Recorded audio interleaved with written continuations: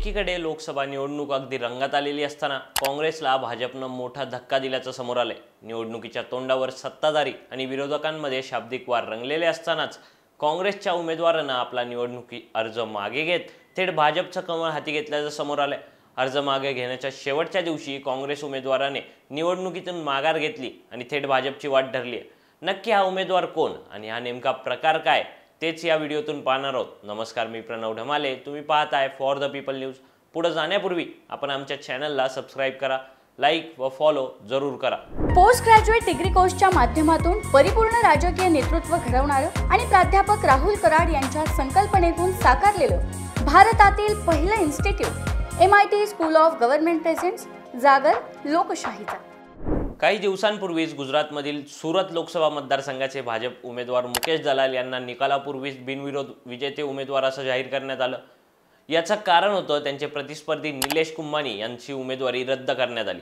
आता अशीच काहीशी घटना मध्य प्रदेशातील इंदोर लोकसभा मतदारसंघात घडल्याचं पाहायला मिळतंय।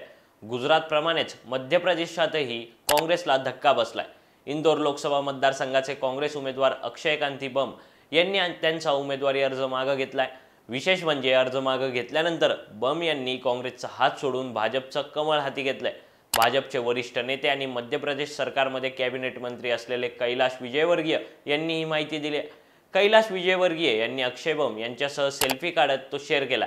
सध्या सोशल मीडियावर या बातमीची चांगलीच चर्चा रंगली आहे। इंदोरचे काँग्रेस उमेदवार अक्षय कांती बम यांचं भाजपात स्वागत आहे।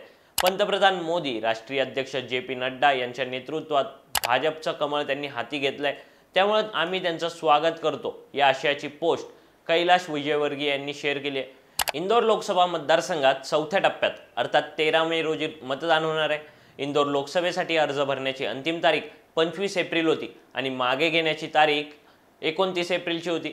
अर्ज भरण्याची मुदत संपल्यानंतर भाजपचे नेते कैलाश विजयवर्गीय यांनी काँग्रेसला दणका देत काँग्रेसच्या उमेदवारालाच भाजपात घेतलाय।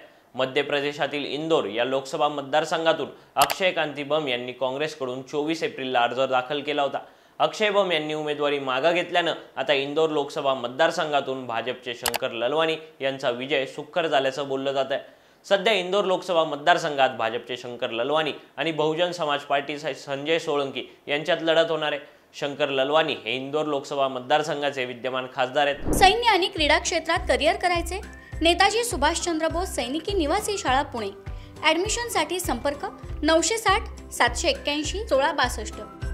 2019 सालच्या लोकसभा निवडणुकीत भाजपच्या शंकर ललवानी यांनी काँग्रेसच्या पंकज संघवी यांचा 5,47,754 मतांनी पराभव केला होता।